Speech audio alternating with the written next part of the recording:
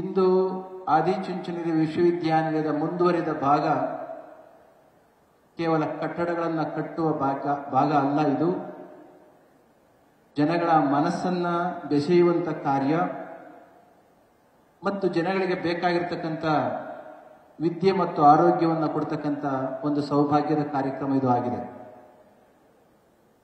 1974ರ ಸುಮಾರಿಗೆ ನಮ್ಮ ಪೂಜ್ಯ ಗುರುಗಳಾಗಿದ್ದಂತಹವರು ಸರಿಯಾದ ಆರೋಗ್ಯ ಸಿಗದರೇನೆ, ತಪಾಸಣೆ ಮಾಡಿಕೊಳ್ಳಿಕ್ಕೆ ಆಗದರೇನೆ ಆ ದೇಹವನ್ನು ಬಿಟ್ಟ ಸಂದರ್ಭದಲ್ಲಿ ನಮ್ಮ ಪೂಜ್ಯ ಗುರುಗಳಿಗೆ ಒಂದು ಸಂಕಲ್ಪ ಆಯಿತು. ಅದು ಕಾರಣ ಬಿಜಿ ನಗರದ first hospital and medical college ಅಸ್ತಿತ್ವಕ್ಕೆ ಬರಲಿಕ್ಕೆ ಸಾಧ್ಯ ಆಯಿತು. ನಂತರದಲ್ಲಿ ಮತ್ತೆ ಕೆಂಗೇರಿ ಭಾಗದಲ್ಲಿ BGS Global Institute of Medical Science and Hospital came into existence. Again it is to serve and to cater the health service to the rural part of that area. ಮತ್ತೆ ವಿಶ್ವವಿದ್ಯಾನಿಲಯ ಈ ಭಾಗದಲ್ಲಿ ಇದನ್ನು ನಗರೂರು ಅಂತ ಕರೀತೇವೆ. ನಗರ ಅಂದ್ರೆ ಸಿಟಿ, ಊರು ಅಂದ್ರೆ village. It is neither a city nor a village, so rightly aptly it is named as a Nagaruru.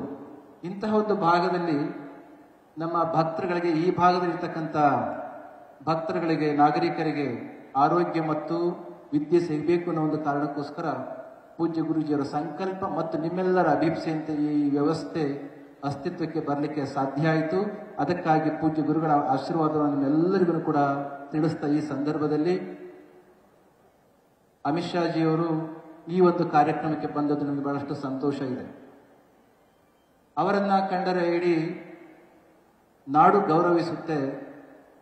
ಕಾರಣ ಅವರಲ್ಲಿರ್ತಕ್ಕಂಥ ಒಂದು ಶಕ್ತಿ, ಅವರ ಶಕ್ತಿ ಇರಬಹುದು, ಬೇರೆಯವರ ಶಕ್ತಿ ಇರಬಹುದು. ಶಕ್ತಿ ಎಲ್ಲಿಂದ ಬರುತ್ತೆ ಅಂತಂದ್ರೆ the simple understanding how one can derive the energy of having seen Amit Shahji, one who is going to enrooted deeply into the culture of the country, one such person is going to derive the energy by default.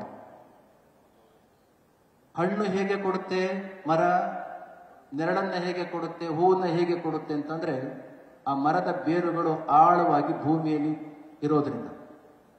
Similarly if you have to get fruit, flowers and the best of the best out of the tree, the way how it is rooted deeply into the soil, similarly if we too are deeply rooted into the culture of our country, we too are going to derive the energy the way how we has been getting the energy. ಒಂದು ಮಾತು ಅವರನ್ನು ನೋಡಿದಾಗ, ತುಂಬಾ ಸರಿಹದಿಂದ ನೋಡಿದಾಗ ನೆನಪಾಗುತ್ತೆ. ಗೀತೆಯಲ್ಲಿ 700 ಶ್ಲೋಕಗಳಿದ್ದಾವೆ. ಎಷ್ಟು? 700 ಶ್ಲೋಕಗಳು. ಕೊನೆಯ ಒಂದು ಶ್ಲೋಕ ಉಂಟು. ಎಲ್ಲ ಮಾತುಗಳನ್ನು ವೇದವ್ಯಾಸರ ಮಾತಿನ ಹಾಗೆ ವಿಸ್ತರಿಸಿದ ಮೇಲೆ ಧೃತರಾಷ್ಟ್ರನಿಗೆ ಸಂಜೆಯ ಒಂದು ಮಾತನ್ನ ಕೊನೆಯ ಮಾತು ಹಾಗೆ ಭಗವದ್ಗೀತೆಯಲ್ಲಿ ಹೇಳ್ತಾನೆ. ಯತ್ರ ಯೋಗೇಶ್ವರ ಕೃಷ್ಣ ಯತ್ರ ಪಾರ್ಥೋ ಧನುರ್ಧರ ತತ್ರ ಶ್ರೀ ವಿಜಯ ಭೂತಿ ಧ್ರುವ ನೀತಿರ್ ಮತಿರ್ಮಮ. ಸಂಜೆಯ ಹೇಳಿದ ಕೊನೆಯ ಮಾತು ಭಗವದ್ಗೀತೆಯಲ್ಲಿ. ಏನದರ ಅರ್ಥ? ನಮ್ಮ ಬದುಕಿಗೆ ಸಂಪತ್ತು ಬೇಕು ಅಂತ ಬಯಸ್ತೇವೆ. ನಾವು ಕೈಗೊಂಡ ಎಲ್ಲ ಕಾರ್ಯಕ್ರಮಗಳಲ್ಲೂ ಕೂಡ ಯಶಸ್ಸು ಮತ್ತು ವಿಜಯ ಸಿಗಲಿ ಅಂತ ಬಯಸ್ತೇವೆ. ಮತ್ತು ನಾವು ಕೈಗೊಂಡ ಯಾತ್ರೆಯಲ್ಲಿ ಸತತವಾಗಿರ್ತಕ್ಕಂಥ progress and prosperity we expect. ಮತ್ತು ನೀತಿಗಳು ಸಮಾಜದಲ್ಲಿ ಎಸ್ಟಾಬ್ಲಿಷ್ ಆಗಬೇಕು ಅಂತ ಬಯಸ್ತೇವೆ. One who has been aspiring to have the wealth in the life, one who is going to desire for the victory, one who is going to seek the prosperity and the progress in the country or one's own life, and one who wants to have the morality and the ethics and the values to be established in the society. How it is going to happen? Sanjay's statement says, one who is going to be like a yogi Krishna. If you are going to be yogi like a Krishna without acting, these things are not going to be established. Along with Krishna, who is a yogi, epitome of knowledge and the wisdom and the enlightenment, only when you have Arjuna, who has the bow, which is nothing but the valor and the courage and the energy, only when these two are going to be embedded, these two are going to be blended, only then we can expect.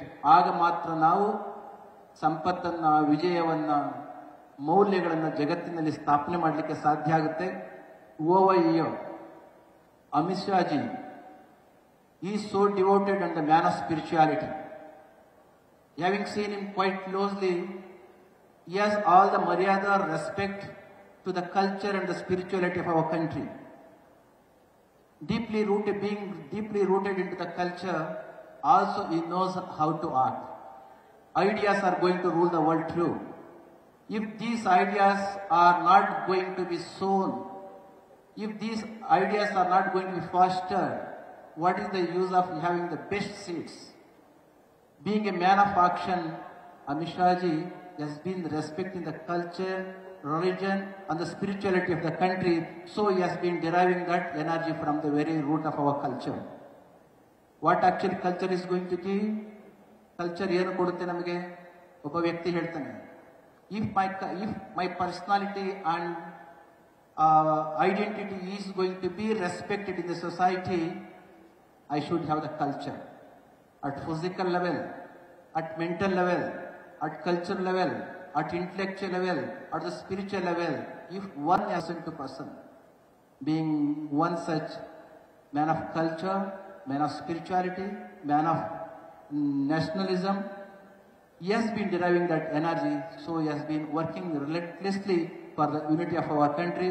Once again, I am thanking for his presence. ಮತ್ತೊಮ್ಮೆ ಅವರ ಉಪಸ್ಥಿತಿಯನ್ನು ಈ ಸಂದರ್ಭದಲ್ಲಿ ಗೌರವಿಸಿ, ಮಾನ್ಯ ವೈದ್ಯಕೀಯ ಶಿಕ್ಷಣ ಸಚಿವರು ಈ ಆಸ್ಪತ್ರೆ ಮತ್ತು ಕಾಲೇಜಿಗೆ ಬರಲಿಕ್ಕೆ ಬಹುವಾಗಿ ಶ್ರಮಿಸಿದ್ದಾರೆ. ಇಂಥ ಒಂದು ಸಂದರ್ಭದಲ್ಲಿ ಅವರು ಬಂದದ್ದು, ಸೋಮಣ್ಣನವರು ಬಂದದ್ದು, ಕುಮಾರಸ್ವಾಮಿ ಅವರು ಮ್ಯಾನುಫ್ಯಾಕ್ಚರಿಂಗ್ ಇಂಡಸ್ಟ್ರಿಗೆ ಕೊಡ್ತಾ ಇರ್ತಕ್ಕಂಥ ಒಂದು contribution, the right direction of Amit Shah ji and Modi ji is exemplary. And all these personalities have come here to witness and to inaugurate this program.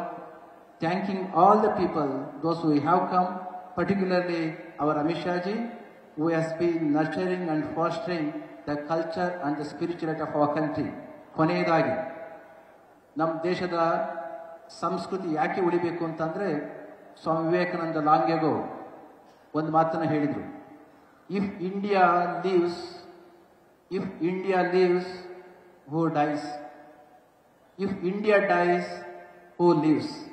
Bharat ಉಳಿದರೆ ಅಳಿಯುವರಾರು, ಭಾರತ ಅಳಿದರೆ ಉಳಿಯುವರ್ಯಾರು? ಅಂದರೆ ಭಾರತವನ್ನ ಜ್ಞಾನದ ಸಂಕೇತವಾಗಿರ್ತಕ್ಕಂಥ, ಇಡೀ ಜಗತ್ತಿಗೆ ಜ್ಯೋತಿಯ ಸ್ವರೂಪದಲ್ಲಿರ್ತಕ್ಕಂಥ ನಮ್ಮ ಭಾರತ ಉಳಿಬೇಕು. ಭಾರತ ಉಳಿಬೇಕು ಅಂತಂದ್ರೆ ಏನು? ಶತಮಾನಗಳಿಂದ ಬಂದಿರತಕ್ಕಂಥ ಜ್ಞಾನವನ್ನು ನಾವು ಉಳಿಸಬೇಕಾಗುತ್ತೆ. ಅಂತಹ ಜ್ಞಾನ ಪರಂಪರೆ ಉಳಿದದ್ದೇ ಆದರೆ ನಮ್ಮ ನಾಡು ಜಗತ್ತಿಗೆ ಬೆಳಕಾಗುತ್ತೆ. ಇಲ್ಲಿ ಈ ಒಂದು ಕ್ಯಾಂಪಸ್ನಲ್ಲಿ ಆಯುರ್ವೇದಿಕ್ ಕಾಲೇಜ್ ಮತ್ತು ಆಸ್ಪತ್ರೆ ಇದೆ, ಅಲೋಪತಿ ಕಾಲೇಜ್ ಮತ್ತು ಆಸ್ಪತ್ರೆ ಇದೆ. ಇಲ್ಲಿ ಕಾಲೇಜು ನೆಪ ಮಾತ್ರ. ಕಾಲೇಜುಗಳ ಮುಖಾಂತರ ಇಲ್ಲಿ ಇರ್ತಕ್ಕಂಥ ಡಾಕ್ಟರ್ಸ್ಗಳ ಮುಖಾಂತರ ಈ ಭಾಗದ ನಮ್ಮ ರೋಗಿಗಳನ್ನ, ಜನಗಳನ್ನ ಟ್ರೀಟ್ ಮಾಡಲಿಕ್ಕೆ ಅವಕಾಶ ಆಗುತ್ತೆ. ಒಂದು ಸಲ ಅಮಿತ್ ಶಾ ಜಿ ಅವರು ಹೇಳಿದ್ರು, unless we integrate both our ancient system of medicine and the education along with the modern medicine, if it is not going to be integrated, future is going to be very difficult. ಒಂದು ಕಡೆ ಆಯುರ್ವೇದವನ್ನು ನಾವು support ಮಾಡಬೇಕು, ಇನ್ನೊಂದು ಕಡೆ modern ಇದನ್ನು ಕೂಡ support ಮಾಡಬೇಕು. This is the vision which was given by him. As the result, the system is realized over here. ಪೂಜ್ಯ ಗುರು ಬಾಲ ಗಂಗಾಧರ ಮಹಾಸ್ವಾಮೀಜಿಯವರ ಕನಸು ಇವತ್ತು ಸಾಕಾರಗೊಂಡಿದೆ. ಇದರ ಸೌಲಭ್ಯವನ್ನು ತಾವೆಲ್ಲರೂ ಕೂಡ ಉಪಯೋಗಿಸಿಕೊಳ್ಳಿಕ್ಕೆ ಇಂದು ವ್ಯವಸ್ಥೆ ಲೋಕಾರ್ಪಣೆಗೊಂಡಂತ ಈ ಸಂದರ್ಭದಲ್ಲಿ ಮತ್ತೊಮ್ಮೆ ವೇದಿಕೆಯಲ್ಲಿರ್ತಕ್ಕಂಥ ಪ್ರತಿಯೊಬ್ಬರಿಗೂ ಕೂಡ ಶ್ರೀಮಠದ ಆಶೀರ್ವಾದವನ್ನ ಹೇಳ್ತಾ, ಅಮಿತ್ ಶಾ ಜಿ ಅವರು ಬಂದು ಈ ಕಾರ್ಯಕ್ರಮವನ್ನು ನೆರವೇರಿಸಿ ಈ ವ್ಯವಸ್ಥೆಯನ್ನು ಲೋಕಾರ್ಪಣೆ ಮಾಡಿ ಕೊಟ್ಟದ್ದಕ್ಕೆ ಮತ್ತೊಮ್ಮೆ ಅವರಿಗೆ ಧನ್ಯವಾದಗಳನ್ನು ಹೇಳಿ ನನ್ನ ಮಾತುಗಳನ್ನು ಮುಗಿಸ್ತೇನೆ. ಜೈ ಶ್ರೀಗಳು. ನ್ಯೂಸ್ ಫಸ್ಟ್, ನಿರ್ಭೀತಿಯಿಂದ ನಿಮ್ಮ ಪರವಾಗಿ.